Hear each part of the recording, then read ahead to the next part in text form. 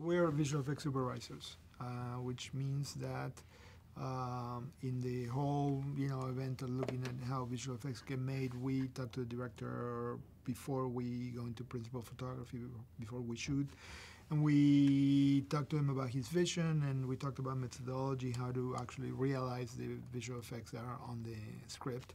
Then we go on the set for 10 weeks, and then we come back to ILM and we work on the process for about 8 months. Yeah, there's quite an arc to that role because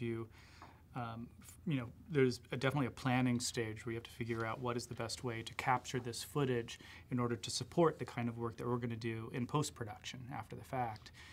But then there's also a very kind of creative role as well because, and luckily this director was very collaborative, so we could kind of bring a lot to this movie in terms of ideas about the way the creatures look or the way the ships move or whatever. So it's definitely, I mean, the director is kind of the visionary and the one kind of steering the ship, but then we all kind of get to kind of to add to that.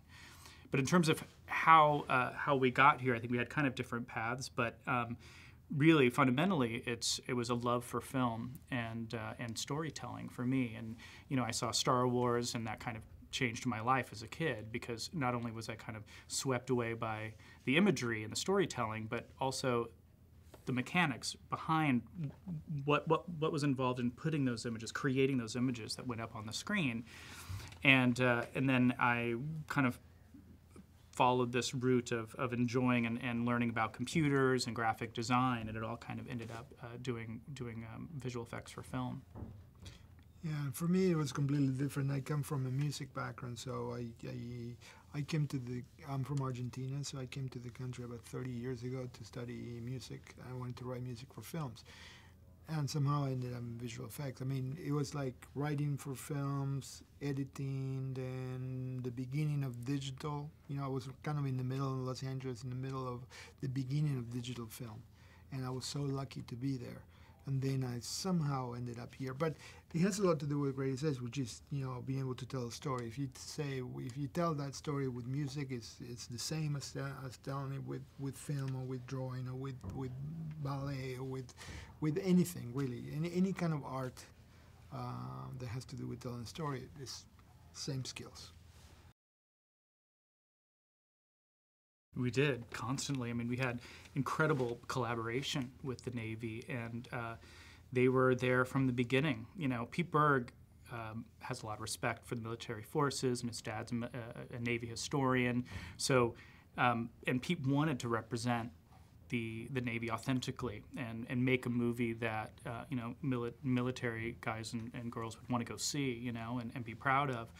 And a big part of that, a part of representing it authentically for him meant shooting real ships at sea, And what really worked out with the Navy was that, every 2 years they do the RIMPAC maritime exercises. And so we were given pretty amazing access to those exercises, both in terms of we shot from a helicopter, we shot from a ship. I was embedded on a ship for 10 days on different destroyers and on an aircraft carrier. So we captured all of this footage, often using real sailors. I mean, Pete was like, well, "Hey, let's put as many guys in this movie as we can." So what was great about that kind of commitment to authenticity meant that for us on the visual effects side, we had to live up to that. That kind of sets the tone, that our work had to be just as honest and realistic and authentic as the stuff that we had captured whenever we filmed the military. Yeah, I think a lot of our work is just especially from the beginning. It's just if you can figure you're in front of a puzzle, and you're just putting all these pieces together. But if you start with already a few pieces there that are already realistic and reality-based, then you just keep going with that, and it becomes this reality-based, canvas. Yeah, there was. I mean, that was, when you talk about visual effects for a battleship, it's kind of all about the water for us. I mean, when we had read the script and we kind of went through a lot of the sequences with Pete and realized how much of this movie takes place on the open sea, we knew we had to kind of raise our game in terms of simulation and rendering photoreal water. So we started the Battleship Water project. And we do this at ILM, where we kind of put together a team, and this was our R&D department, and they all kind of came together and came up with ideas about where our tool set could kind of go. And over the course of a year, they re-engineered how we tackle those kind of simulations and rendering of water at ILM. Parts of it, you're building on past successes, and ILM has done a lot of great water shows in the past, from Perfect Storm to the Pirates of the Caribbean movies, Poseidon. So there are a lot of technologies there and a lot of great engineers and artists here at ILM that have been a part of all of those films.